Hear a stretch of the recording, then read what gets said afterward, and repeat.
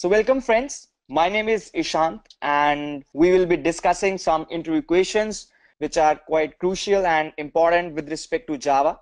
So guys, once again, this is Ishant on behalf of Edureka. It's been a long time that I have been associated with Edureka now. So I'm an ex-employee of Samsung R&D. So more or less into startups as well. And it's been more than 10 years for me that I am into the Java. So I am a technocrat more or less. So love to explore Java. Android and I somehow we are very well connected. So I'm also an alumni with BITS Pilani. So worked across various nations as well. So South Korea, US, Canada, etc., etc. So this was a little bit about me. Let's understand the market of Java first of all, right? So we're gonna first of all understand that how Java is useful, and thereafter we'll see some various topics where we will be understanding some interview questions.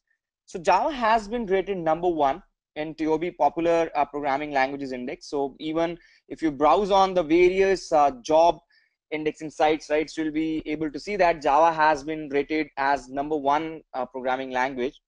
So it's used by 10 million developers and over 15 billion of devices. They are powered by Java, and Java is nowadays very popular language, especially in terms of when you come up with the mobile application development with Android, right? And big data Hadoop again. So any DTH boxes again, Java is there. So Java is used almost everywhere now, and having a fair information over the Java is always a better thing. If we compare the Java job trends, we can see the postings in India versus postings in US. So approximately 50,000 job postings as of 15th March 2017 in India, and approximately more than 70,000 in United States, right? So that's like the average Java job data which we can put up. It's now from the various different portals, guys, right? So Naukri and Indeed and LinkedIn, if you can see, right? So depends now, but we have taken up the maximum from the Indeed, right? So quite few good job postings available. Now if we talk about the distribution and the salary trends, again Java outshines, right? And 62% of the Java development jobs are available in the market, right? We got various different roles in which the people can fit in. We got engineers, architects, programmers, leads, analysts, and consultants, right? And we got $102,246 per year as in the average salary for a Java developer, right? If you can see, there are various statistics available for the salaries. Again, guys, this data has been mined, and it is as of 15 Jan 2017. So what we are up to, we will be understanding some basic Java questions, right? So what and all are the questions which are fired in the interview rounds, right? Other than that, we'll be taking on to the topics one by one. So we'll take on to OOPS, that's like object-oriented programming structure, and this is the core of your Java. Then we got servlets. So they are the basic components when you are going to write your web applications.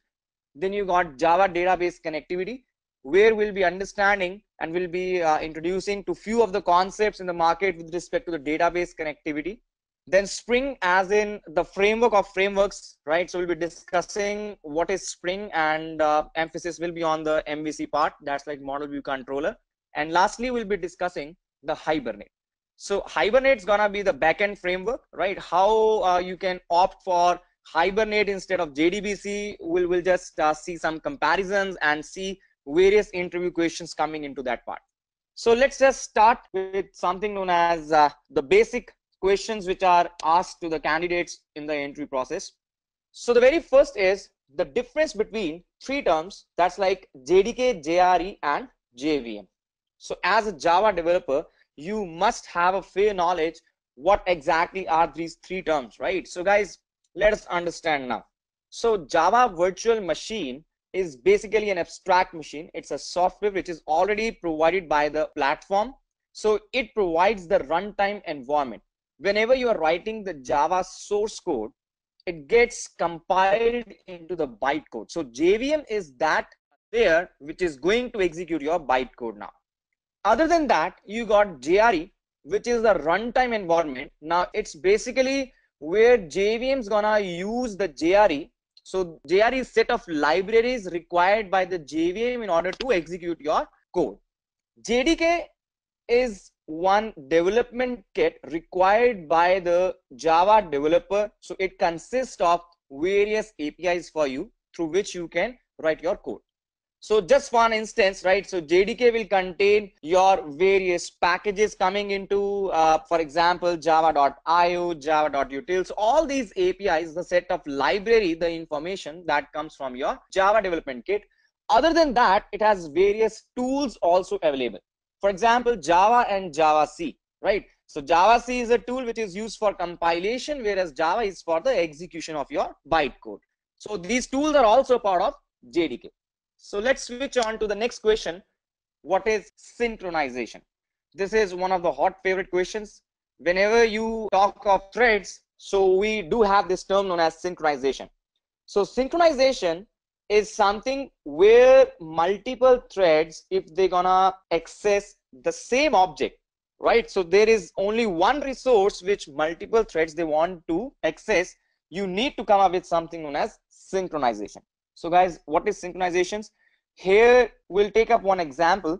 Let's say we want to book a movie ticket and it's gonna be one seat which has to be booked by multiple people, right? So let's say one corner seat in the last row has to be booked by multiple people.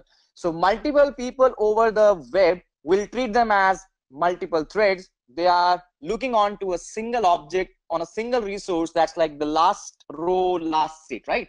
So whosoever will first of all try to block that seat will be given an access, and no other person can thereafter block that seat. So synchronization is very much in line to this concept. When you got multiple threads which are going to work over a single object, you need to use a keyword known as synchronized, with the help of which you will be able to acquire the locks on your objects.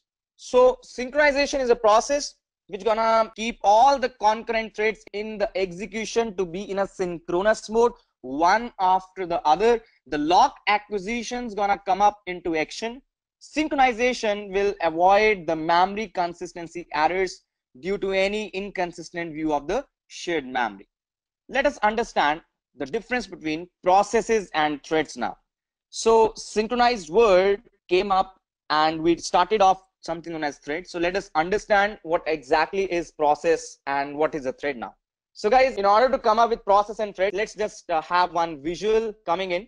Let us say you got this layer as an operating system, right? So we'll say that this is one operating system. It can be any OS now, right? It can be Windows, Mac, Linux, any of the flavor. So when you're gonna run the program, what OS will do? OS will create a process, right? So this process will be created by the operating system whenever you are supposed to execute your application.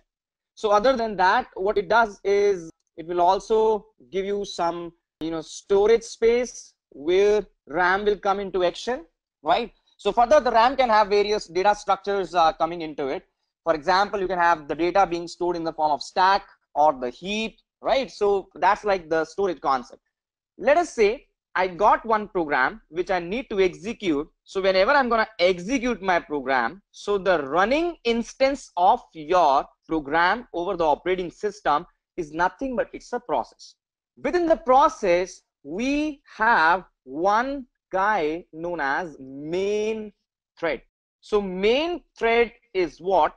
This is the guy which will execute some instructions, or you can say some sequential tasks which you mention in your main method, right? So whatever the statements you are writing in your main method, they are nothing, they are these tasks which are executed one after the other via main thread within the process. So guys, a process is running instance of your program over the operating system, and a thread like a main thread is running within the process. So we must understand threads are available within the processes and processes are running on top of operating system.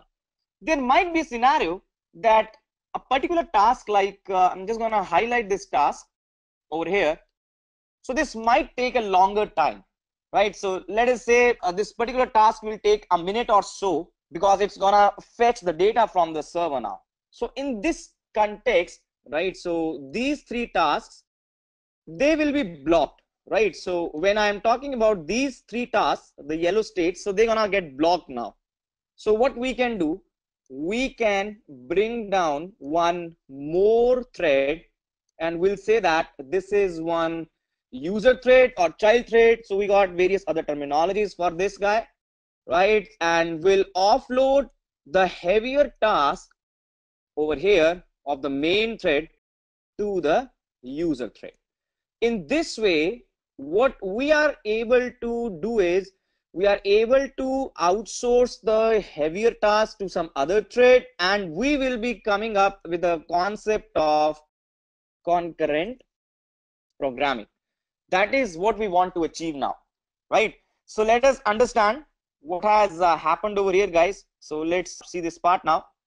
So process and thread, they are two different concepts, but we must understand now any executing instance of a program on top of your operating system is nothing but it's a process. So on operating system, we got multi-processing, whereas thread is something which is a subset of the process now.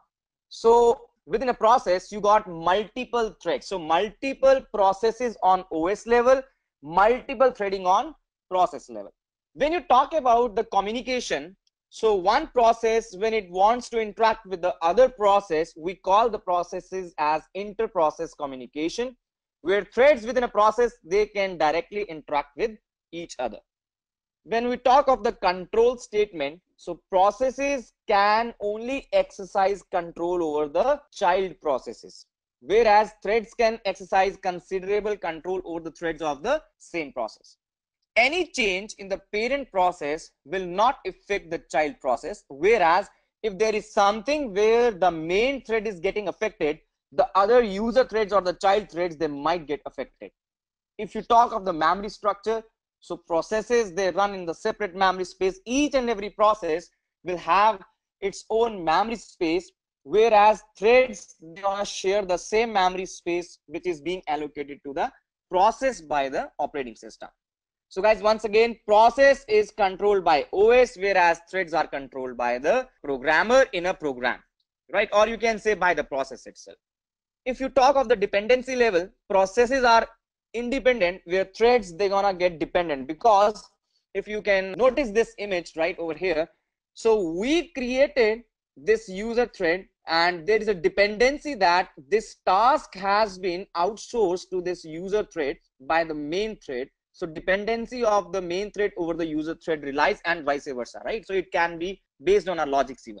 So let us move to the next concept now. So the next fundamental is what exactly is a wrapper class. Now this is also one of the hot favorite question which is always asked. What is the wrapper class? What is meant by the term boxing or the auto boxing? So let us see this part, guys. So wrapper classes, they are the way where we can convert the Java primitives into the reference types, that's like the objects. So each and every primitive type has a wrapper class defined, and it's in by default they are available in java.lang package. You need not to import any package. So for boolean we got boolean, right? For char we got character, and for int we got integer, for double, so on and so forth, guys. So wrapper classes are the means by which you are able to convert your primitives into the references. So let us understand what exactly is this conversion of primitives into references. Let us say I got this I as 10. So we call this guy as a single value container, because I can contain only one value. It's not an object now, it's a primitive type. You want to convert this primitive guy into an object, you say integer iref assign new of integer, and you mention this guy I as a part of constructor. So what we have done, we have boxed. So it's like constructing the object now, constructing the object. So that's what we have done, guys, over here, right? So this particular statement over here is known as boxing. On the other way around, when you say in JAssign iref dot int value, so this concept is known as unboxing, right? Extracting the value from object. So you must understand this concept over here, boxing versus unboxing, which is achieved with the help of wrapper classes. Other than that, you can also say integer kref assign I. So this is known as auto boxing, right? So this instruction is translated internally by the compiler as in integer kref assign new of integer, where we got this guy known as I, right? So this is auto translation. You need not to write the whole statement. So you just mention the partial statement or the implicit statement. We call it as auto boxing. And if you write down, let's say L assign kref, right? So this is known as auto unboxing. So important question again, what is boxing versus unboxing, and thereafter what is auto boxing versus auto unboxing. So the major reason why we do boxing or unboxing is to convert primitives into the objects. Now if you're talking about object oriented programming structure, right, so we are always thinking of objects now. So if you are able to convert primitives into the objects, it means that you are strictly and truly following object oriented programming structure. So we got one way of doing it, and now you can also pass by reference the primitives. So that's one more way of coming up, like why you do a boxing part. So we can pass the variables by references now, right? Because here you are getting the references to the objects. All right, so let's come back now to the next question, number 5. That's like, what are the keywords final, finally, and finalize, and what is exactly the purpose of it? So they are now the 3 different keywords, right? So even the final term is something which means the last thing, but they have different meanings in different contexts now.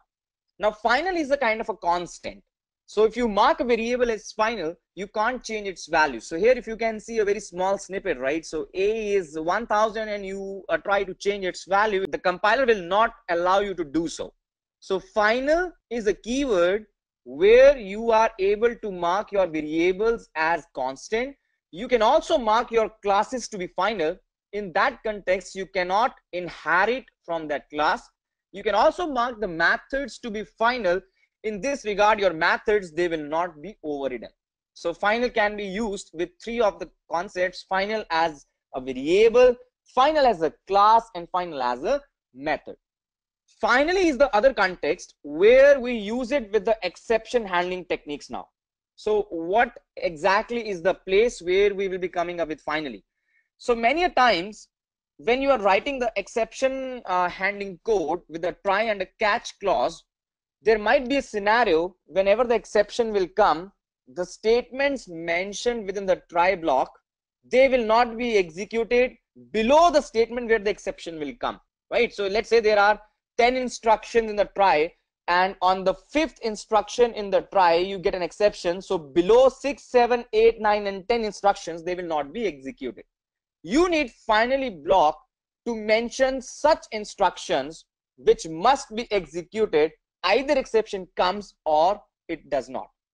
So finally is that piece of block which will be executed whether the exception is coming or it is not coming. For example, if you want to close the database connections, now exception is there or not, but we would like to close the connection at any cost, right? So you mention all such statements in your finally block. So the next part is finalize. So guys, finalize is a kind of a destructor. So whenever the object will be removed from the memory by the garbage collector, so this finalize method will be executed. So you can explicitly try out this example where you can say system.gc, right? And you need to just mention your references to be pointing to the null, and thereafter your finalize will be executed. So you can just have a small example on this, right? So what I can do, I can just demonstrate this.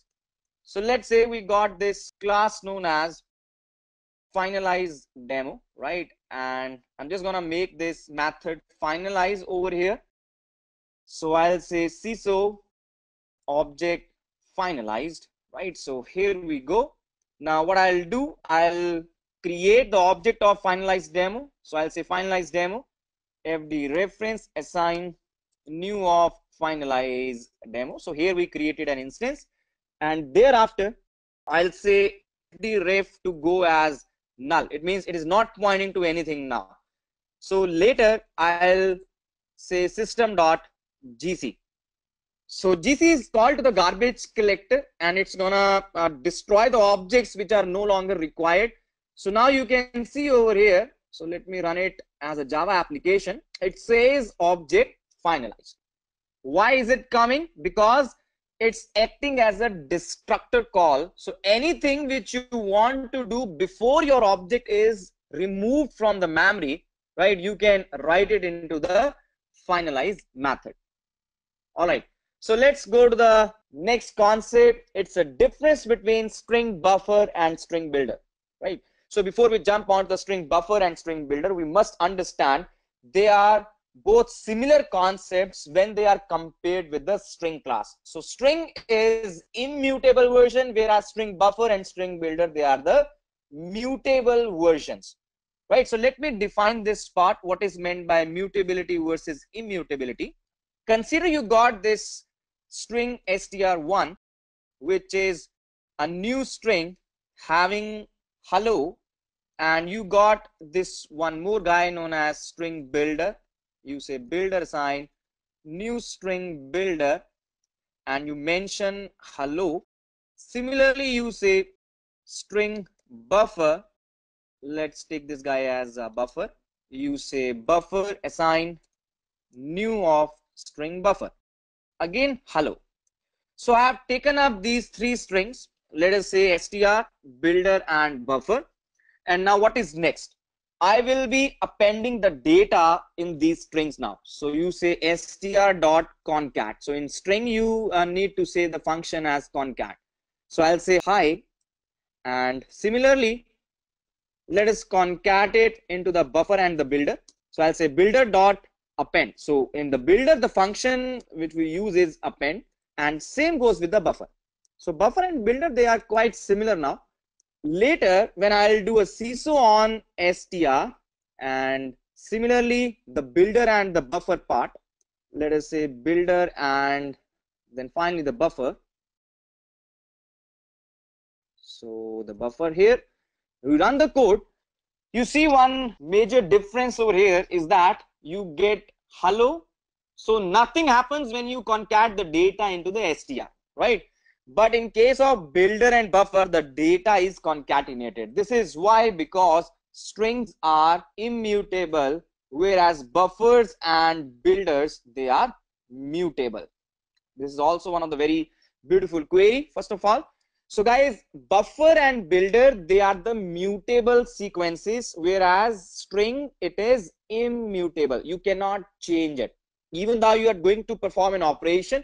So what is happening over here, whenever you concatenate the data, you will be getting a new string, right? So you need to store the data into a new string. So concatenation results the data coming out as a new string. The old string is not changed. So significant difference between buffer and builder now we'll be discussing.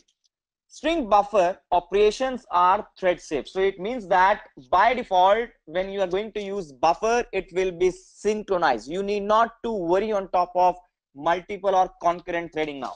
Whereas builder, it's not thread safe. String buffer is to be used when multiple threads, they are going to work on the same string, whereas builder is supposed to be in a single threaded environment. Other than that, builder is quite better as compared to buffer over the performance part, because there is no synchronization overhead. So you can just try to write out this snippet over here, which will be able to help you to come up with the timing difference, and you will be able to see that builder will outshine the buffer in terms of performance. All right, so let us understand the difference between heap and stack. So stack and heap, they are two memories which are very much famous when you talk about the Java runtime, right? So Java runtime, the RAM, we got these two major data structures, stack and heap. So first of all, let us see how this stack and heap will come into action, right? So let us take one example, guys. So I'll just remove these snippets. All right, so let us understand the stack and heap into action. When we are talking about the RAM allocation, so this RAM will be divided into two parts. The first part is the stack and the other part will be the heap. So this circle is representing the heap memory. So both of them are a part of RAM now, right? So both the data structure, they are part of RAM. We got stack and heap. So let us understand this point of stack and heap, how the data will be stored and where it will be stored. I'll just take up one basic example from the Eclipse now. Whenever you will be creating an object, so for example, finalize demo, I said fd_ref assign new finalize demo. This is known as object construction statement, right? So this is object construction statement. So here what we are doing, we are trying to create an object with the help of new operator. And to be very much more precise, I'll take one class like point, right? And we'll define some x and y as attributes within this class point, right? And I can have one function like show point, which can just display me the data of point. So I can say point is plus the value of x, let us say a hyphen plus y, right? So that's like a point now. So how I'll be creating the object of point now? Same way you created the finalized demo, you say point p1 reference assign new of point. So how this statement will be represented in the memory? So guys, for this statement to be represented in the memory, what will be going into the stack, what will be going into the heap? Let's have a close look onto that part now. P1 ref over here will reside into the stack like this, right? So this guy is P1 ref.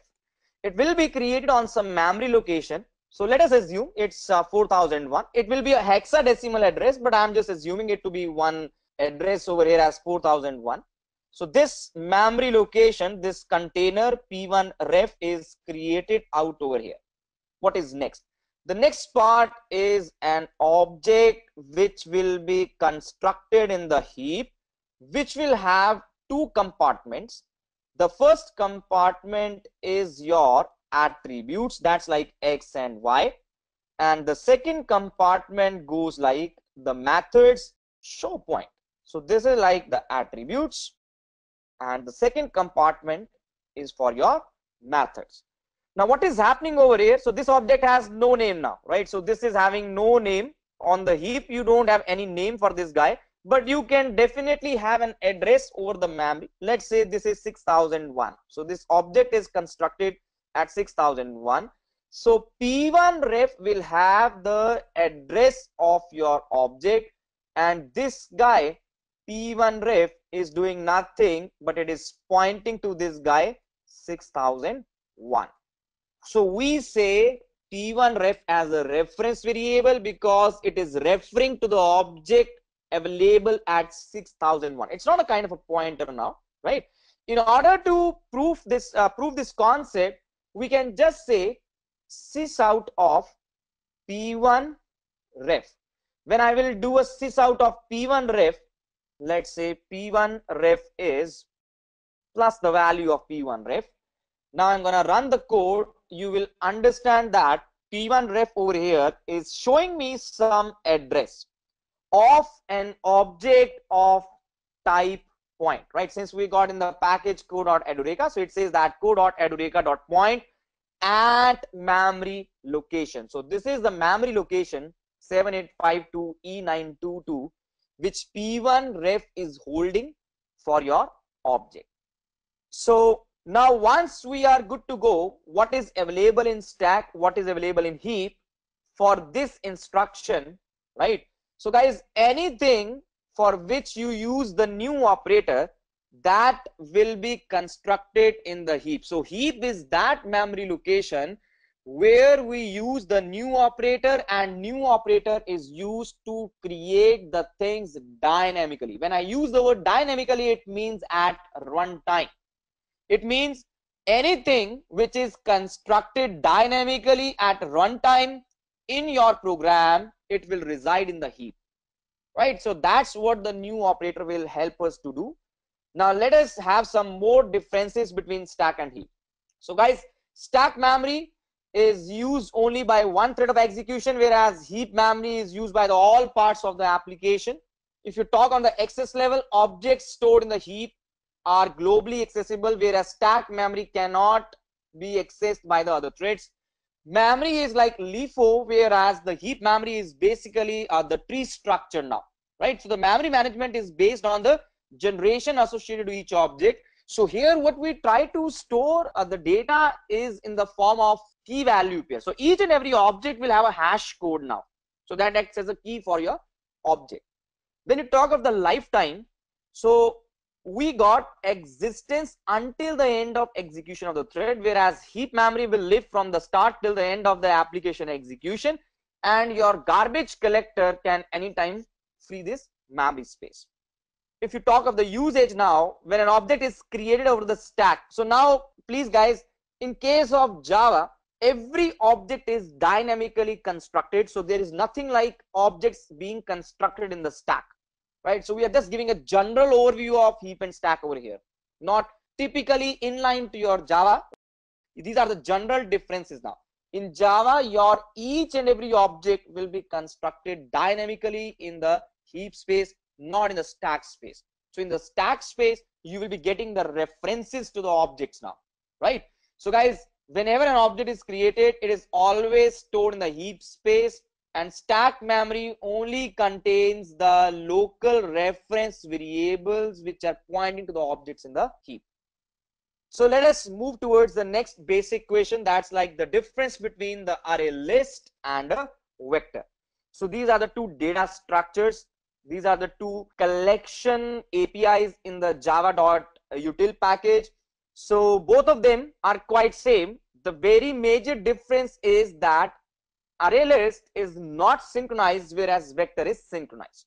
So guys, when your data structure is not synchronized, so the performance will be a bit more better as compared to the other one. So that's why your array list will behave faster in terms of performance as compared to your vector. If an element is inserted into the array list, it increases the size by 50%, whereas vector, they don't do it so, but they just double the size of its array, right? And array list does not define the increment size, whereas in the vectors you can define how much size the vector should increment when it has reached its limit. Other than that, array list can only use iterator for traversing, whereas in vector, right, except hash table, vector is the only other class which can use enumerations as well. So you can enumerate over the vector. With the help of enumerations, we can also, iterate within the vector. So that's like some of the differences which are highlighted over here. Similarly, the other collections, hash map and hash table. So this is again a relevant question which is asked in the interviews many a times as a basic question. So hash map and hash table, again, the first difference is the synchronization, right? And your hash tables, they are synchronized, whereas hash maps, they are not synchronized. Hash map allows a null key and a null value, whereas hash table will throw a null pointer exception if you will try to add a null key or a null value. Other than that, since a hash map is not synchronized, it's gonna behave faster as compared to the table. And we can make the hash map as synchronized by calling the collection synchronized map API. So it's not like that we cannot mark the hash map as synchronized. We can come up with our own logics as well, right? So guys, hash map traverse can be done through iterator, whereas table can be enumerations as well as iterator. Hash map will inherit abstract map class, whereas hash table is totally working on the dictionary class. Now the next concept is the difference between equals and equal to operator. Now this is one, as a new Java developer, many times we'll do this big mistake by comparing the strings with the equal to operator. So unlike your other languages, here you need to use the equals method to compare the strings now, right? So guys, let us understand this concept first of all. I'll just try to demonstrate it by writing one example. So let us say you got one string str1 as new string. So just recently we had this discussion that this is an object construction instruction. So str1 is a reference variable, whereas the string object will be constructed in the heap. So str1 is having one address, right? So let me write down this thing. str1 is a reference variable. It is having the address of an object. Similarly, I'll create one more str2, right? So str2 is also a reference variable. It is having the address of some other object. The difference over here, which we need to understand, is that there are two different objects which are containing the same value hello, right? So objects are containing the same value hello, and str1 and str2, they are the two different references and having the different values. So that's why if you're gonna compare it using equal to operator, right? So it's gonna say str1. Let me just finish out the program, and in the else part I'll just say not of equal to. Right now you will observe that str1 is not equal to str2. The reason is very similar, because you are comparing references now. So double equal to, we are comparing references, right? So that's one important difference for us to understand. Now when you need to compare the objects, you don't use double equal to. Instead you use this method known as dot equals, right? So you say, let us compare the strings using equals method. So here I'll say equals and not equals. So we don't compare strings using the equal to operator. That's very risky. It's one big mistake. You compare the strings with the equals method. Equals method is not comparing the references, it is comparing the values within the objects, right? So that's what we are able to understand, comparison of references versus comparison of values. So you can take up this program, guys, over here. If you can see, right, just go ahead and try to run this execution. We got one more program over here. Let us predict the output for this program. So in the main method, you are calling the method 1 with the input as 11. So you pass this 11 over here. From here you are invoking the method 2 by passing 11 into 11. And in the method 2 you are passing method 3, which is division of 11. And then in the method 3 you are subtracting 11. And finally in the method 4 you are adding of 11. So guys, finally we'll be getting the result as 11 itself, right? Because 11 into 11, it's gonna be 121. Divide by 11, it's gonna be 11. Minus 11, it's gonna be 0. Plus 11, it's again gonna be 11. So try out this program, right? And see to it if you can get the same output or not. So these are some of the basic questions, right, highlighted by us, which are very important and crucial from the interview perspective. Next, we'll be jumping on to the object-oriented programming structure. Now, this is one key area which company or an interviewer is looking and expecting.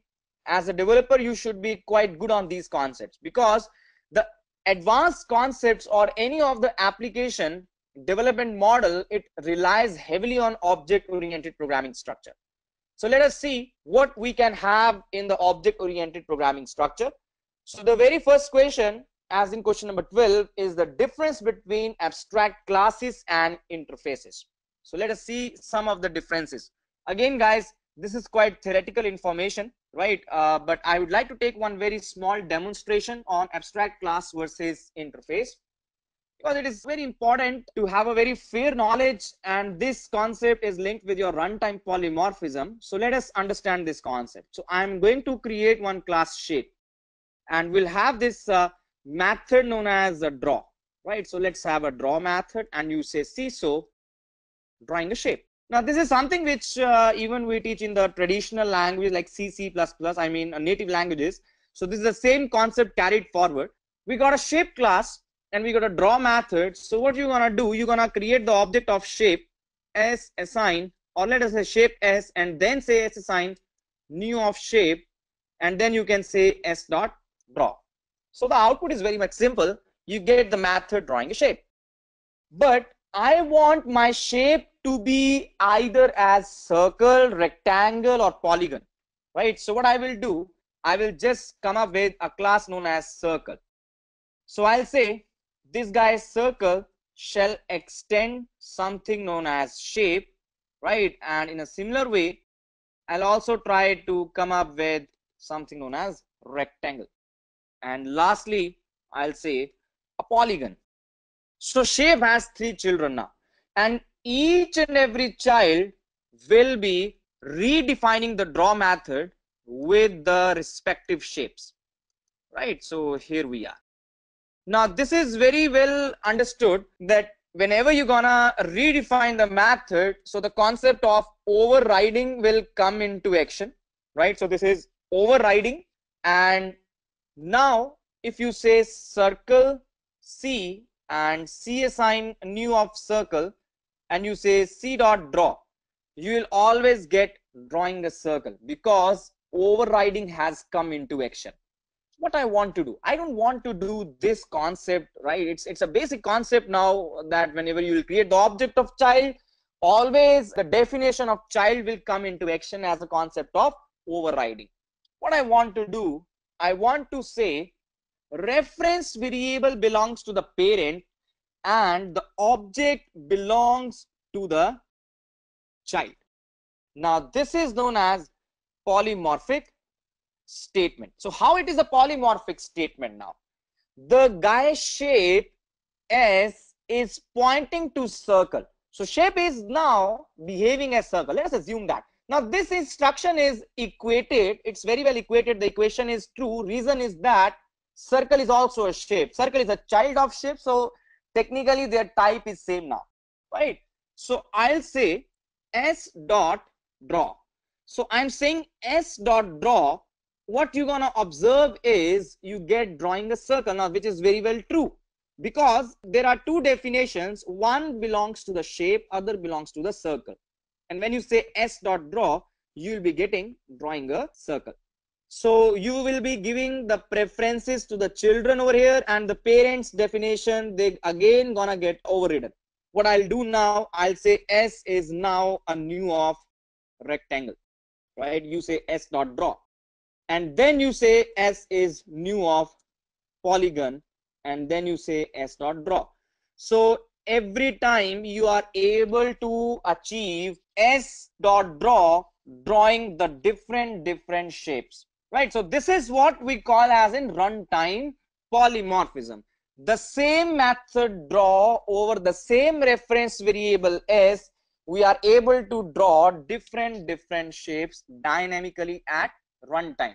So guys, this beautiful concept is known as runtime polymorphism, right? And what we need to understand from here is that the guy draw in the shape method is useless. Having this concept over here that s is a new shape, so having the object of shape and executing this guy s dot draw makes no sense. It's not a pretty good sense, right? Drawing a shape makes no sense. Shape has to be circle, rectangle, or the polygon. So what we need to understand from here is we need not to have the object for this class, and we need not to have the definition for this guy draw. So you can change the architecture of your program, and you can bring down one more class shape, mark this guy as abstract, and mark the method within your class also as abstract. So an abstract class is a class for which you cannot have objects now. You can't create the objects, right? So here you can see it's an error. Other than that, the method can also be marked as abstract, which means you need not to have definition. So guys, when a class is marked as abstract, you cannot create the objects, but runtime environment will create the object, right? So see, so I say shape is constructed. Very, very important difference which I'm going to highlight today. So when you say the constructor over here, right, so you are able to create the constructor. It means the objects can be constructed for the shape, but you cannot create it. Runtime environment will be able to create that. You cannot create. If you will try to create it, it's gonna give you an error, right? So the same problem statement is solved. Drawing a circle, drawing a rectangle, drawing a polygon, but before the construction of the child object, the parent object is constructed by the runtime environment. So we say this is object to object inheritance, right? So what is happening over here? Inheritance is happening over here from object to object. So the parent object is constructed by the runtime environment, and then the child object is created. So abstract class is a class. You cannot create the objects, but the runtime environment can do so, and it can have abstract methods which have no definition. So no definition for this guy. Who has to define this guy? The child has to mandatorily define the definition for the draw. So if the child is not defining the draw method, it's gonna throw an error. So let's try to see this. So you try to comment out this code, you can see now it is giving you an error. So if there is n number of abstract methods in the abstract class, you need to redefine them in the children. Now we can understand this part, that this shape has helped us to improve the concept of runtime polymorphism. But this is again, which is like a parent is writing some rules which are supposed to be defined by the children. Now there's a relationship known as parent and child relationship. So abstract class shape is, when extended by the circle, it's a parent-child relationship. For example, the parent is just making a rule that breakfast has to take place at 8 a.m. in the morning. Now the children, they need to define this rule, and they can come up with their own definitions. Okay, we'll come up with a breakfast at 8 a.m. but I'll have snacks, I'll have bread and butter or anything, right? So that's like a parent and a child relationship. And from basic shape class, we came to an abstract class shape with some, you can say there were some problems over here, that we didn't want the object to be coming up and we didn't want the draw method to take place, right? So we achieved a better way of coming up with runtime polymorphism through abstract classes. Now I'll come up with the best way. So I'll say one interface shape with the method as void draw. So guys, this is the best way to achieve runtime polymorphism now. So what I will do, I will not say extend shape, but I will say implement shape. Now this is the difference which we must observe over here. So rather than doing an extension, I am doing an implementation. And in the interfaces, by default, the methods are public abstract. So it is by default like public abstract void draw. And in the interfaces, if you will observe now, so this constructor is significantly an error. It means that neither you nor the runtime environment can create the objects of shape, right? So it's an error, right? So for the interfaces, neither you can create the objects nor runtime environment can create objects. It means this is not object to object inheritance. There is nothing like parent and child relationship over here. What is the problem over here? This is the kind of traffic police, or the police department is imposing the rules on us to wear a seat belt, and now we need to define that rule, right? So traffic police is imposing a rule to follow the traffic lights, and it is up to us that how we define that rule. So it's not a parent and a child relationship kind of a concept. It's not parent object and the child object concept. Right? I hope you got the example and you are able to correlate the fundamental between the interfaces versus the abstract classes. Now, since this method is by default public, so in order to redefine, you need to always have a higher access or the same access, right? So this is how you have achieved one more refined way of runtime polymorphism, right, guys?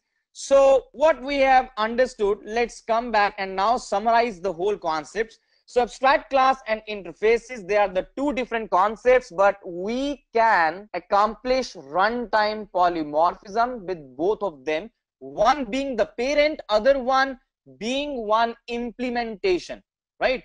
So guys, an abstract class can provide complete default code or just the details that have to be overridden, whereas interface, it will not provide any code. So it's just the signature. There cannot be any definitions in the interfaces, whereas abstract classes, they can have the definition.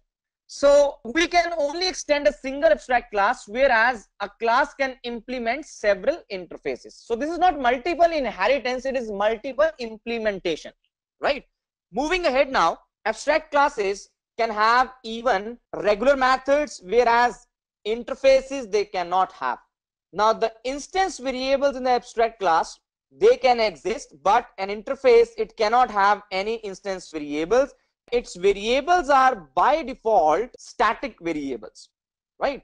In abstract classes, you can use public, private, protected, so on and so forth, whereas in interface, by default, the visibility is public or none, right? So it is by default public somehow. If you mention nothing, it is by default public now.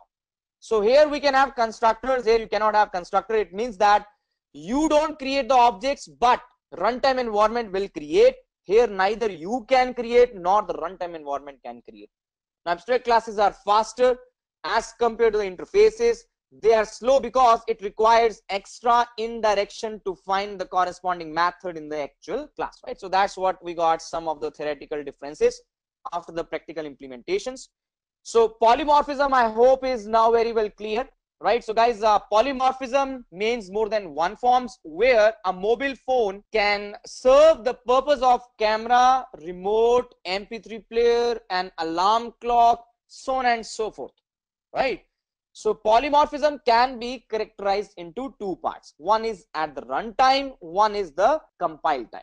So guys, runtime polymorphism is where you are coming up with this parent and a child relationship. Again, we saw this map example: shape, circle, polygon, and rectangle, right? So what happens in the runtime polymorphism, you create a parent class and then you create a child class. Child class must override the method of the parent class, and thereafter you do an upcasting by saying the reference variable of the parent can point to the object of child. And whenever you will execute the method, you will be able to see the method execution happens for your child. So what is the difference between overloading and overriding? So guys, overloading is concept linked with the compile time polymorphism, whereas overriding is linked with the runtime. So in the definition part, method overloading means that the same method name should have different inputs or the different arguments, right? Every time they must be different now. So in method overriding, the signature should exactly be same. So here return type will not make any difference, but here everything should be exactly same. If you talk of the behavior, method overloading is basically adding or extending the method's behavior, whereas overriding is changing the existing behavior of the method now, right? So here we are trying to add the functionality, here we are trying to change the functionality. So compile time polymorphism versus runtime polymorphism, different signature versus same signature. And when you are talking of the inheritance, it may or may not need inheritance in method overloading, whereas overriding is only linked with your inheritance. So this is one significant difference, guys, if you can see, right? So this we have already observed the overriding part, but in the overloading part, if you can see over here, the add method with the 2 inputs of type integer and 2 inputs of type double. So this is one significant example, right? So guys, this is like overloading and this is like overriding, right? So you can just, I think this is done wrongly. So overriding is this example, overloading is this example. All right. So if there is any method which is private or static, so can you just try to override such a method? So guys, the answer is no, you cannot do so. So private method will not be inherited, so it makes no sense to override it or to redefine it. Whereas static method, it belongs to the class, so you cannot override a static method, right? So it's basically what we call it as in a class to class overriding, which is known as hiding, right? So here the concept is known as hiding. So if there is a static method in the parent class, and if you want to create a method in the child class to override the static method, it should also be static, and that concept will be referred to as hiding now. So what is multiple inheritance and does Java support it? So guys, multiple inheritance is one class extending more than one classes. So this is not supported in Java. So if you can see, there is a diamond problem which comes into action, that if there is a class A, right, and B and C class, they are inheriting the A class, and there is a class D which is getting inherited from B and C. So 2 copies of A will be coming into the last class. So this kind of problem is not solved in the Java. It needs the virtual concepts to come into action, since there are no virtual keyword or any other pointer support available in Java. So we cannot solve this problem now, right? So Java multiple inheritance is not supported. So one more query now over here, right? What will be the output of this program? So if the parent is having this method foo, which is marked as static, and one method bar, which is a non-static method, and there is a parent-child relationship where we are hiding a method versus overriding a method, and you are executing these method calls, right? So guys, the output will be, so since if you can see over here, so this parent.foo and child.foo, then parent.bar and child.bar, right? So you'll be able to get all these 4 outcomes. I am foo in super, in child, then child, and then child, right? So just try to execute the code and get the behavior. Similarly, we got one more program. So guys, this is where we got multiple constructors, and you created the object for the A. So by default constructor will come into action, but this over the reference function call will execute the constructor over here, and this over here will execute the constructor over here. So you will get how are you, then hello, and then the hi, right? So this as a constructor execution will happen over here as a function call. So you'll get the output in the reverse order now. Right, so one more program, guys. What's going to be the output for the program? So it's basically one miscellaneous program where you got a block and a static block. So guys, a block is executed when you create the object of a class, whereas static block is executed when the class is loaded into the memory. So the idea is to define you guys the role for the static block and a normal block. So a block over here, if you can see, is executed when the object is constructed, and static block is executed when the class is loaded into the memory. So just try to run this program and come up with this output, guys. Alright guys, so now let's understand servlets, right? So this is where we're gonna pursue with the enterprise edition concepts of Java. So we have left out the core part of Java, and now we are moving into the advanced part of Java. So servlets is also one of the core concepts when we talk of the enterprise edition of Java. So let us understand what exactly is a servlet, right? So that's like, what is a servlet? So servlet is one Java program which is executed over the server. Now that's like one very basic definition to what exactly is a servlet. So what happens now, whenever you're writing an enterprise application, you need to have some code which is executed by the server. So if the client is sending a request via HTTP or the HTTPS, request will come to a server and the server will execute your Java program and it's gonna send back the response to the client. Now the client can specifically be browser or it can be a mobile application or any other kind of a client, guys, right? So Java Servlet is a server-side technology which will extend the capability of web servers by providing support for dynamic response and data persistence. We got Java X.Servlet and Java X.Servlet.HTTP package which provides the various APIs for writing the servlet program. Now any servlet program should implement the servlet interface along with the lifecycle methods where you can manage your code snippets. As most web applications, they are accessed using the HTTP protocol. So we got a class known as HTTP servlet and we got a corresponding hierarchy for the same. So over the web, we use two of the major methods. One is the get, one is the post. So what is the difference between get and post? So guys, get and post, we got two major methods how we can send a request from a client to the server. Other than that, we also have various other methods like put, delete, trace, so on and so forth. So these are the two important methods. Get is when you need to have limited amount of data which can be sent, right? Because the data is sent as a part of URL now. So post is when you have a large data and you need to send it across the body. So it automatically comes up that the data is not visible as a part of URL and it is more secure in terms of post request, right? So security is more because the data is not exposed in the URL. Other than that, you cannot bookmark the post, but the gets can be bookmarked. We got idempotent versus non-idempotent. So guys, what is idempotent? When you send a request, you get a response. You again send a request, you again get a response, and you compare the two responses, whether they are equal or not, right? So idempotent. So this guy get is more efficient, right? And it is more used than the post, right? Where now it depends, right? So efficiency is like get is more efficient undoubtedly, but it depends upon a requirement where you need to use what. Okay, so let's say you want to do a sign in. So obviously we need to send the username and the password to the server and you cannot send it across the URL.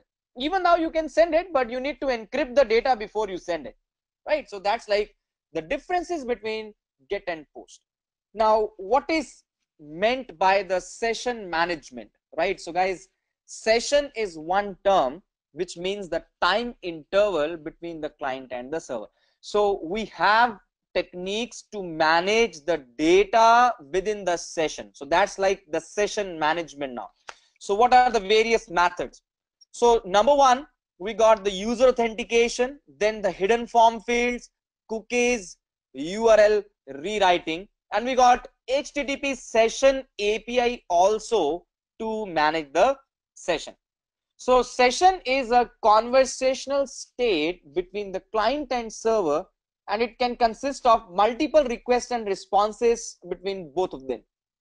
Now HTTP is a stateless protocol. You cannot manage and maintain the state, so that's why we need to use some fundamentals through which we can come up with this, right? So guys, every session will have a session ID which will be passed between the client and the server during the request and response, and you can use various different techniques. So to name few, we have mentioned them, right? Now we also have two APIs known as servlet context versus servlet config. So what is the difference over here? So servlet context and config is where we need to extract the data which is stored somewhere as in part of your web.xml deployment descriptor. So we will consider that part now. So servlet config is a single object where servlet context is on a global level now, right? So it's like a local parameter associated with a particular servlet, whereas we got a global parameter. So both of them are the key value pairs, right, mentioned within the web.xml file. Whereas servlet config, so you mention the data within the servlet, whereas servlet context is mentioned out of the servlet tag. In the servlet program, you can use the APIs get servlet config and get servlet context, and thereafter on the basis of the key, you can retrieve the data. right? So for example, shopping cart of a user is specific to a particular user, so you can use servlet config. Whereas to get the MIME type of a file or any kind of a global level or a variable, you can use the servlet context. Now, what is a possible life cycle of a servlet? Now, this is really important when you talk of servlets, guys, right? So servlets, they got 5 stages when you talk of the life cycle, right? The first of all, the servlet will be loaded, then it's gonna be instantiated, initialized, then a request will be sent to a servlet, and then finally the servlet will be destroyed. So we got init, service, and destroy as the 3 lifecycle callbacks involved when you write the servlet program. So you got 3 of the APIs now: init, service, and destroy. What is request dispatcher? If you want to share the data from one servlet to the other servlet evenly, right? So we got this guy known as request dispatcher, which can forward the request to the other resource. Now this other resource can be possibly a servlet or an HTML file or a JSP file, and we can do so using the 2 different methods. One is the forward method, other one is the include method. So what happens over here is, when you send out the request from the servlet 1 to servlet 2, when you use the forward method, response generated from the servlet 2 will be sent back to the client. In case of the include method, response from the servlet 2 as well as the servlet 1 will be appended and then sent back as a final response to the client. Now we got request dispatcher coming up with the forward and include in these 2 differences. So guys, one of the important concept associated with the servlet session management is cookies, right? So what exactly a cookie is?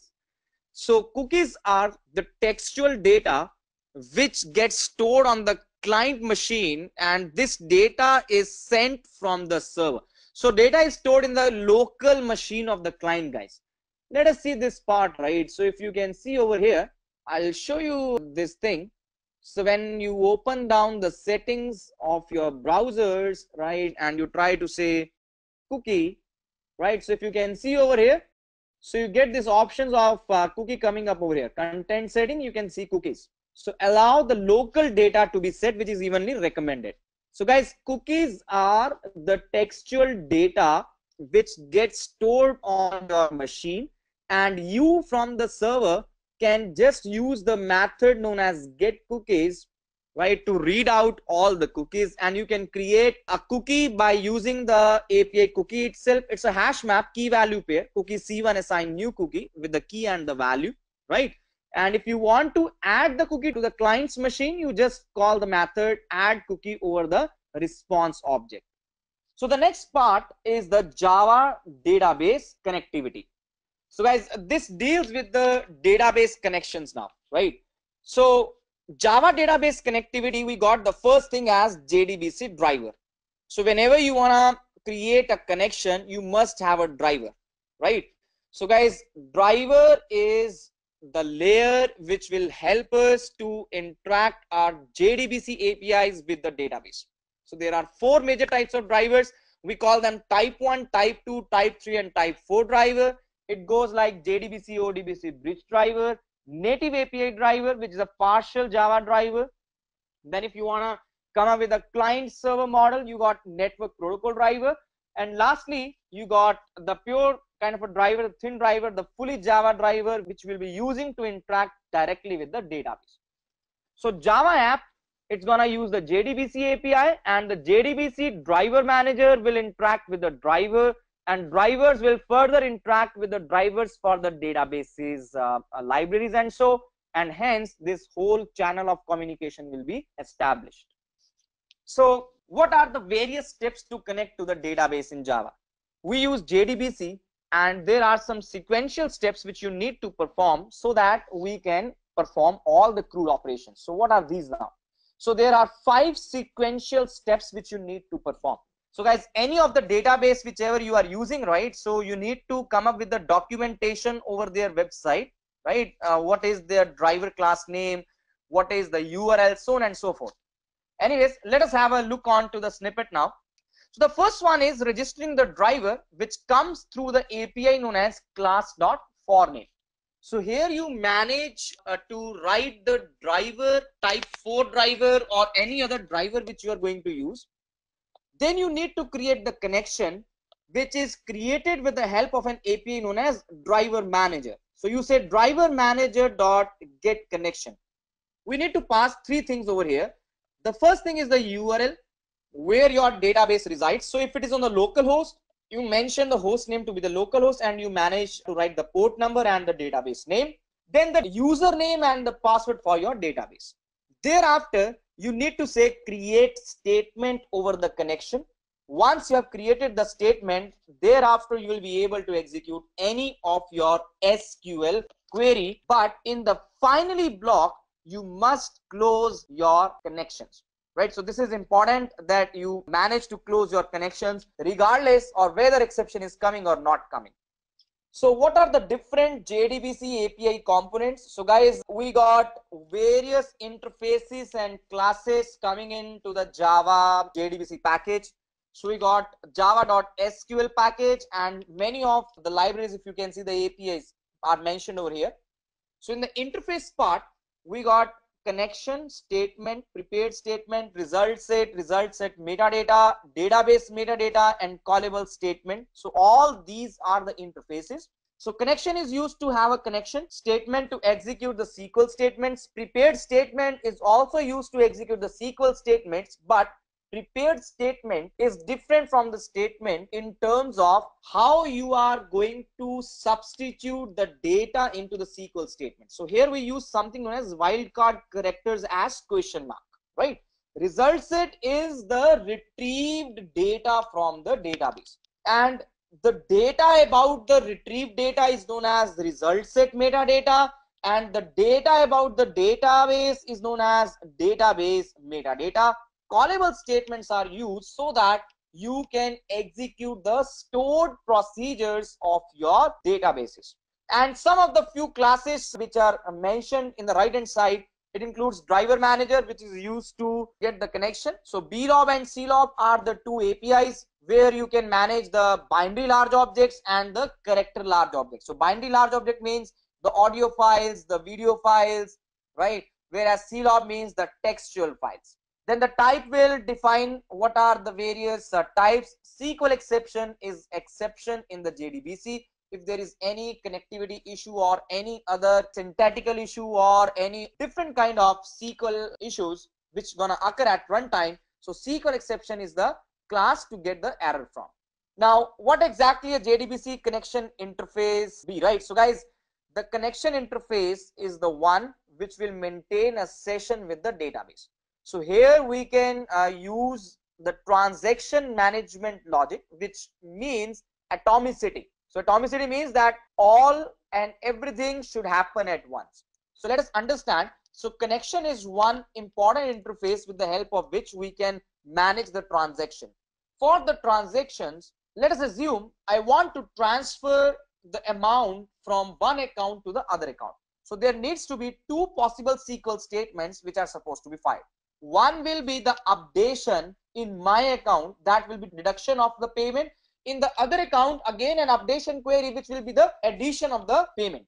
So these two queries should be fired at once, and if any one query fails, the other query should be rolled back. So for the transaction management via the connection, you create the statement, and thereafter you can come up with the auto commit API where you can mark it as true, and then you can use the APIs like commit and rollback to manage your transactions. So close is a method where you are able to close the session with the database. Right guys, so there is one more possible difference between three of the APIs, that's like execute, execute query, and execute update. So guys, execute query, execute update, and execute, these are the three different APIs. All the three APIs are used to perform the SQL operations over the database, but query method is always focused to do a retrieve operation. If you can see now, select operation, right? So whereas your execute update method, it's gonna perform the DML and the DDL operations, insert, update, delete. create and alter of the table, right? Whereas execute method, it is able to perform any kind of operation now. So this is typically used to retrieve the data. Here the data can be modified, whereas execute method, any kind of SQL statement. Return type of these methods, they are different now. So result set will be returned from the execute query method. Here we will be getting some integer output, and here we'll be getting some Boolean output. This method is used to execute only select queries, so non-select queries, and here both the select and non-select queries. Right, guys? So that's like the JDBC part, right? So how we got various APIs available in the Java database connectivity, but we need to come up and understand there are the 5 different steps. So you start from loading the driver, then creating a connection, writing the statements, executing the statements, and finally moving on to the closing of the statements. So the next part is the framework of frameworks. That's like the Spring framework. So if you know this, if you have a hold on your Spring framework, guys, so it's like you are done with almost everything now, right? So one of the most important framework in the enterprise edition of Java. Let us see what is Spring framework. So what exactly is Spring, guys? So Spring is an application framework which focuses on a concept known as inversion of control for the Java platform. So many of the great technologies, they are built looking on to the architectural model of the Spring framework. Even the Android, how the UI part is linked with the layout part, so that concept is again adopted from the Spring pattern, right? So it is one of the pattern which focuses on IOC, that's like inversion of control. So the framework's core features, they can be used by any Java app for building an enterprise edition application. One of the major advantage of writing a Spring framework app is it's lightweight. It is having an integrated framework architecture where we can use it to develop any kind of an enterprise app in Java, right? So it's less on a memory, it's high on performance, and it contains various frameworks available within it through which you can write a multi-purpose enterprise application. So guys, what and all are the modules available in the Spring framework now? So Spring framework has various modules. To start with, we got the very first layer as the core container. If you can see this core layer. So whole of your Spring framework is dependent on this core layer. So this core layer focuses on something known as inversion of control and dependency injection. So we got this as Spring context dependency injection. Then AOP is aspect oriented programming, which focuses on how we can fulfill cross-cutting concerns. Then the database module of the Spring framework includes DAO, JDBC, and ORM, as in the design patterns. So DAO, the data access object. So here we can write the DAO patterns to access the database. We got JDBC support. We also got the Hibernate or the ORM support, which is object relational mapping. The web module of the Spring framework can help us to write the web applications, where Spring MVC is one of the majorly used frameworks in the market now. So model view controller, where model represents the data container, view represents the UI or the presentation, and controller represents the business logic, as in servlets now, right? So Spring MVC is one of the very important concern when it comes to develop the web applications, and we got various web services coming out in this module itself. Let us move on to some annotations which are used in the Spring configuration. So guys, there are various annotations now which are used in the Spring framework now. @required, right? So it's like what is the input which is required. Auto wiring for your dependency injection. What happens pre-destroy, what happens post-construct, right? So before the object is finalized, just after the object is constructed, what is the resource, what is the qualifier. So these are some of the Spring annotations which are used for the configuration purpose. So what is bean in Spring and what can be the different scopes of the bean in the Spring? right? So guys, I'll take up one very a basic example over here to mention this concept, right? So let us take one example. So I got this Spring demo available with me with all the jar files available out here. We got this employee bean.xml file. So just give me a moment, right? So all right. So here you can see now we got this employee bean. So this is one XML configuration for the Spring framework. So we got core.edureka.employee as a class, right? And here what I am able to do is to define the property value tags for my bean, right? In the employee.java, I can say it's basically a bean or a pojo. So what is a bean class? Bean class is a class which will have the attributes along with the setter and the getters, right? So all the setter getter methods are also there. In my client class, what I am going to do, I'm just gonna use this Spring container, and thereafter I will just extract my employee object, right? So just let me do this part. All right. So I got the reference of the employee bean.xml, and in my class I got this emp bean1. So I'll just say emp bean1, and thereafter I'll do a CISO of emp, right? So let's try to run the code, and you can see that the data over here is coming up as in ID, name, and salary, right? I have just overridden this toString method out here. So along with this, I'm also supposed to do a super.toString, right? I'll do a \n and a super.toString. So now it will show me the data within the object as well as the reference variable m is pointing to the address. It is showing me the address as well to the object now. So the bean is extracted from the Spring container, right? So there are various scopes available now. For example, same emp bean1 in my client, if I try to get it again, right? So let us try to say get of bean again, right? As in emp1 and emp2. Let us say this is emp2 and this is emp1. Right, so I will closely observe one difference, I mean one similarity, that every time when you request this guy get bean for the emp bean1, you are able to receive the reference to the same object.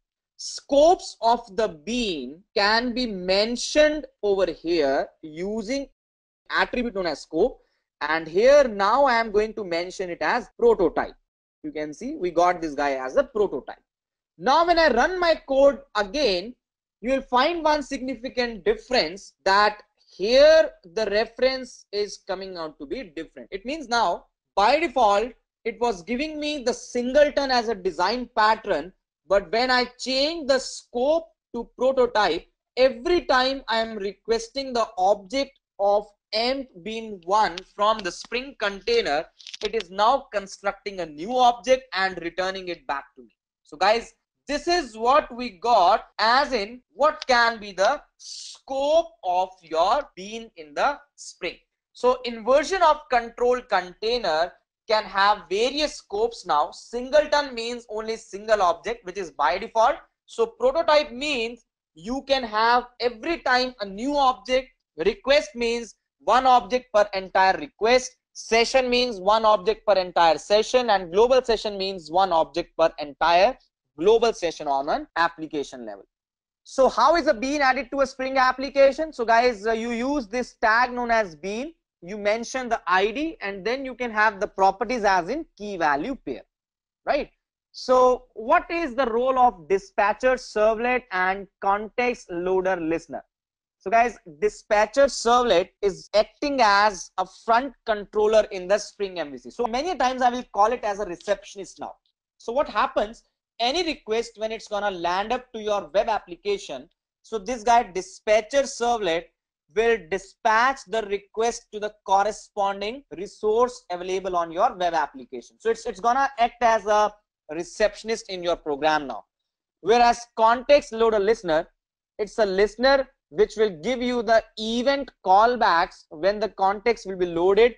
It's like startup and shutdown of the web application context in the Spring root. Now, what is the difference between constructor injection and setter injection? So before you come up with the constructor injection and the setter injection, you must understand what is dependency injection. So guys, let us understand this flow once again. I am having one class as employee, right? And there is one more class known as address. So employee can have the name, employee can have some salary, there will be definitely one employee ID, and employee can also have an address, right? So I'll just say an address to be as ADRS. So what we can do, we can create one constructor of an employee in this way, right? And here you can say EID goes like 101, name goes like, let's say, John, salary goes like 30,000, and address goes like some new address, right? Where address can have some address line, then you can have some city, you can have a state, and lastly we can also have some kind of a zip code. Just mentioning some parameters over here. Now what will happen, over the client part you will be writing employee assign new employee. So whenever you are creating the object of employee, this becomes the concept that the constructor of the employee will create the object of the address. We can see a significant dependency now. When you are creating the object of employee, within the constructor of employee, the object of address will be constructed. We say this concept as high dependency, or you can say we got a higher value of coupling. Now we need to reduce it, right? So you need to bring it to the lower level. So you need to take it as a low coupling. So what I will do, I will not use this technique. I will say, let us create one more constructor and pass the address as an input, right? And thereafter you can say address assign AD, or you can create a setter. You can say set address, and you can say address, and here you pass this guy. So guys, in these two approaches, rather than having a single employee object, you can now create an employee object. You can create address objects separately, right? You need not to be dependent upon the employee object, and later you can pass the address object. Or you can say employee assign new employee and dot set the address, and you can pass this guy A. So we want to reduce the dependency, or we want to come down with the coupling parameter. We created this logic out here. So setter injection and constructor injection are the two terminologies linked up in order to justify these two terms now, right? So let us open up our presentation once again and look on to constructor injection versus setter injection. So there is no partial injection, so setter injection can lead to partial injection. Here we need not to override the setter property, but here the constructor property, in case both the things are defined. So you can create new instance if any modification occurs. So you need not to create any instance if there is a property change. So better for too many properties, better for few properties. So guys, depends upon your choice, but constructor and setter injection, they are the two key concepts to bring down your dependency to the lower levels. Now, what is auto wiring in Spring? So many times when we are writing this dependency injection programs, you can perform these injection programs based on the names, right? For example, you can mention this auto wiring tag and you can say by name. So you need not to now write an explicit injection logic. It will be mapped automatically for you. So there are various modes through which you can have an auto wiring coming into action. So no is the default mode. It means you don't specify the auto wire. It means here nothing is enabled, so auto wiring is not enabled. So when you mention by name, it means you take the setter method and you map the data corresponding to the name By type will use the type of the attribute, and constructor will inject on the basis of the constructor. So how can we handle any exceptions in Spring MVC framework, right guys? So there can be exceptions now when you are writing the program, right? So Spring MVC framework can help us to achieve robust programming concept through these possible ways. Number one, controller based. So you can define an exception handler method in your controller class itself. You can have a global exception handler where exception handling is a cross-cutting concern through AOP, right? And then you can have a handler exception resolver. So any Spring Bean which you have declared in the dispatcher servlets application context, that can implement handler exception resolver, which can thereafter be used to intercept and process any exception which occurs in the MVC system, and it is not handled by the controller part. So you can use the various different concepts out here. If you can see @exception handler annotation, so that you can specify that this view will be used to display some error. All right. So some important annotations again in the Spring framework, guys. We got @controller, @path variable, qualifier, configuration, scope, request mapping, response body, auto wired, service, and aspect, right? So all these annotations, they are quite important concepts, and you must have a fair knowledge on all these, right? So for example, @auto wired, so either you can configure it in XML file or you can use annotations. So XML files, they come up with the inversion of control concept, whereas annotations, you need not to have XML files, you can use them directly. All right, guys. So lastly, in the Spring framework, we can also have Spring framework coming up with the database connectivity either through JDBC or through Hibernate or any other framework now, right? So Spring and Hibernate, they can work together. We have some ORM modules available within the Spring framework, and we got an API known as Hibernate template. So if you want to come up with the Spring and JDBC, you got JDBC template API, right? So guys, Spring ORM module will help us to integrate Hibernate framework into a Spring application, and Spring ORM also provides the support so that you can use Spring declarative transaction management. You can use annotations and you can perform the actions now. So now we will be on our last concept, that's like the Hibernate, which is the backend framework based on object relationship mapping, right? So guys, let us see what and all we got in the Hibernate now. So the 44th question is, what is Hibernate? Hibernate is an ORM, which is object relationship mapping. It's a framework now where you just mention your Java object and you forget about your database tables. So guys, what we're gonna do, we're gonna write down some mapping files as in XML configuration files, where you will be mapping that this attribute in my object in my class will be the column name in the respective relational table. So Hibernate provides a reference implementation of the JPA, Java Persistence API, right? And it makes a great choice as an ORM tool where we got the benefits of loose coupling. Now I hope you got the meaning of loose coupling, where dependency has been reduced to the maximal level. So Hibernate configures all the flexible and can be done from the XML configurations as well as through annotations programmatically, right? So it provides us both the ways now. So what can be the benefits with the Hibernate framework? So guys, Hibernate will eliminate all the boilerplate code, whereas in the traditional approach, you need to mention and write various code snippets, and you need to write the relationship mappings, the cache management. So everything is eliminated when you use Hibernate now.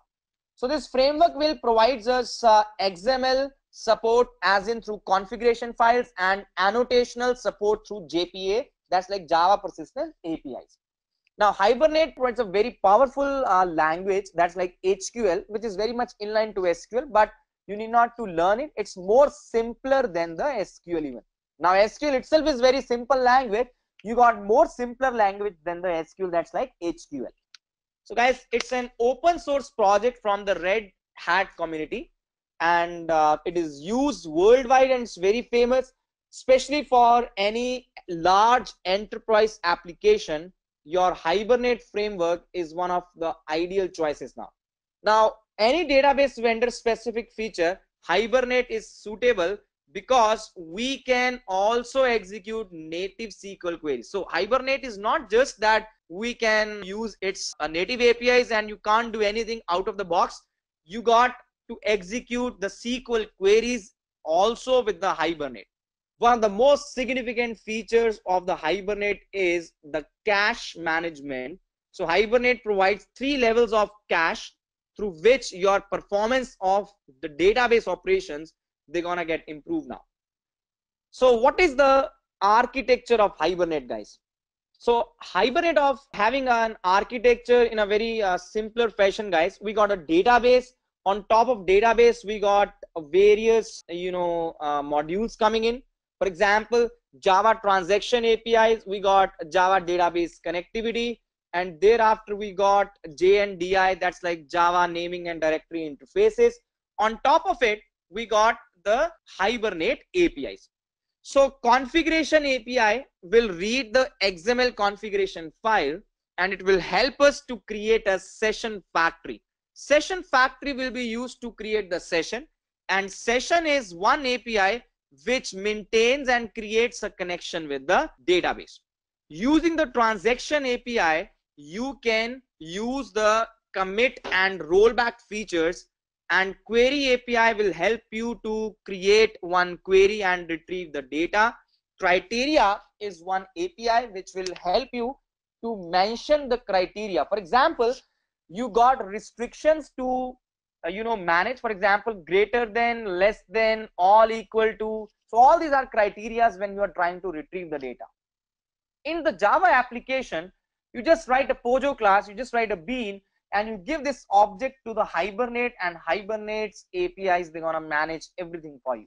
All right, we got the get method and the load method in order to perform the retrieve operation. So let's see the differences. Let's say we don't have a record available in the database. So load method will throw an exception, that's like object not found exception, whereas the get method will return a null, as in the object is not found.